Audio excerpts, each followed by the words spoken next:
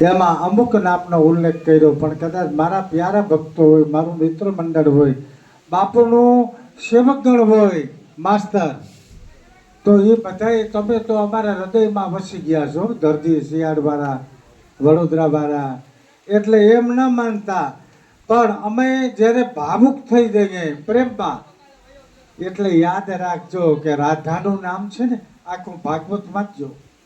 રાધાના નામનો 1-2 વાર ઉલ્લેખ આવે, પણ ક્યાંય હરદાસભાઈ ઉલ્લેખ આવતો નથી. નિયત સમયેથી શયન રાધસા, એમ કદાચ કોઈનું નામ ચૂકાઈ ગયું હોય, કારણ કે અમે કાર્યક્રમમાં ભાવુક થઈ ગયા હોય પરબમાં પીરમાં, પણ તમારું નામ એમ ન માનતા, પણ અમારા હૃદયમાં તમારું સ્થાન છે.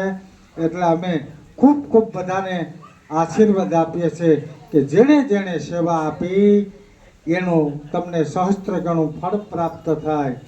અમારા મુરુભાઈ અડધી રાતે હાજર, હરદાસભાઈ, હર્ષિતભાઈ, શંકરભાઈ માસ્ટર, આઈના સેવકો, અને આ ભગત અને બેન મંજુબેન ને, મંજુબેન, સિદ્ધાર્થ, એ નાના નાના સેવકોને ગણીએ. રાણાભાઈ, બાપા રામભાઈ, હે રાણીબેન, આ ભાઈનું નામ શું સામે બેટા ભૂલે, બેરકા બાપા, બધા ખરેખર તો શબ્દ ભૂંડો લાગે. મેરુ બાપા કહેવાય, ડોહાભાઈ, તમામ સર્વે જેના હૃદયમાં પરમનો પીર વસતો હોય, જેના હૃદયમાં ચેતન આત્મા ધબકતો હોય, ધોખા ન કરતા હો, એ બધાયના આત્માને ભાવથી સત દેવીદાસ, અમર દેવીદાસ ગુરુ પૂનમના દિવસે બધાને ખૂબ ખૂબ શુભ આશીર્વાદ.